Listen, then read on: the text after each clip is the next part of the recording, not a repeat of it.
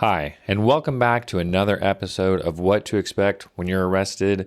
This is your host, Sean Hendrickson, here from the Sean Hendrickson Law Firm, where we help good people like you avoid the devastating consequences of criminal charges. Today, we're going to be talking about what do you do if you're pulled over and an officer asks if you've been drinking. It's actually much more complicated than you would expect it to be because it has a lot of implications. Before we get to that, we do have a free download for you. It's 5 things you should be doing right now if you've been arrested. If you click down in the show notes below, there's a link in there. We will send that right out to you. We also have a link down there where you can schedule a free consultation. So if you are being charged with a crime here in San Antonio, definitely click on that link. That way we can schedule that consultation with you and we can answer a lot of your questions, let you know what to expect, and let you know how we may be able to help you out. And there is that link down in the show notes for that. I hope that y'all have all had a great week. My week is going pretty well. Yesterday, I was actually in court almost all day, which is unusual. I didn't get out of court until 5 o'clock for a non-trial day. That's a little bit unusual, but we did help out a lot of people and got some good results. Most DWI arrests start out with some sort of traffic stop. That's somebody being pulled over for speeding or not using their blinker or not staying in their lane or something like that. And the important thing to know is that when an officer detains you for something like for speeding, they can only detain you long enough to investigate you for that violation.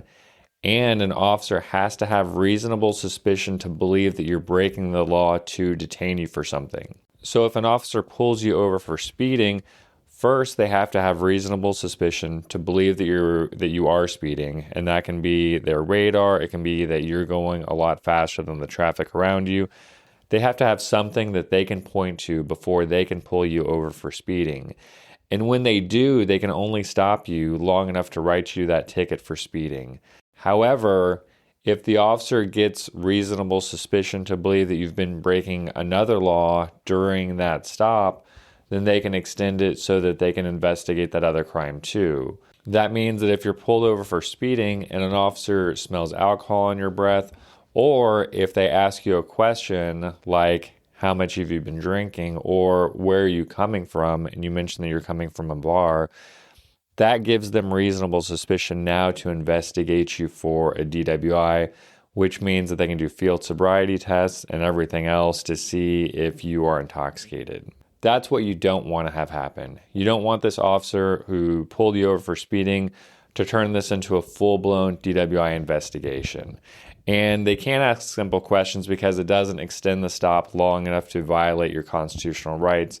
So they can ask you questions like, have you had anything to drink, even if there's no other reason for them to suspect that you're intoxicated. If they do ask that question or a similar question, we don't want you to admit to drinking because that extends the stop and they're going to do the full-blown investigation and they're going to be leaning towards arresting you already. We also don't want you denying that because, especially if the officer did smell alcohol or anything else, then we don't want the officer to believe that you're not telling the truth. We want to not answer that question at all. Remember, you have the right to remain silent. You don't have to answer an officer's question. And if they ask you if you've had anything to drink, that's when you know that this officer is trying to turn this into more than just a speeding ticket. And that's when you need to shut down any questions and everything else. So what you need to do is you need to let that officer know that you're not answering any more questions. You're going to exercise your right to remain silent, and you're going to demand to speak with an attorney. They're not going to actually get you an attorney, but that should stop them from asking you any further questions.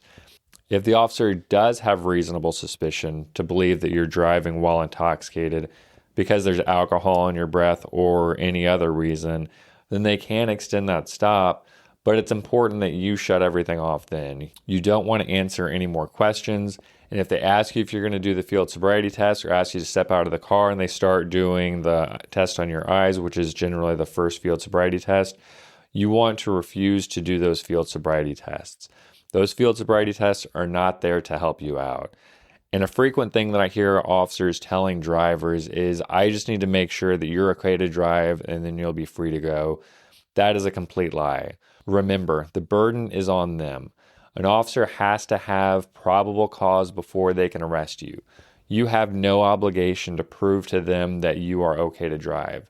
If an officer is not sure whether or not you're okay to drive, that means you get to go home. That means that they don't have probable cause to arrest you, which means you get to go home free. What I want you to remember today is if you're pulled over for anything and an officer starts asking you questions about you drinking, how much you've had to drink, whether you're coming from a bar or anything like that, that's when you need to shut that conversation down, invoke your right to remain silent, demand to speak with an attorney, and refuse to do any field sobriety tests because that officer is trying to put you in jail at that point. I hope that this was helpful for you.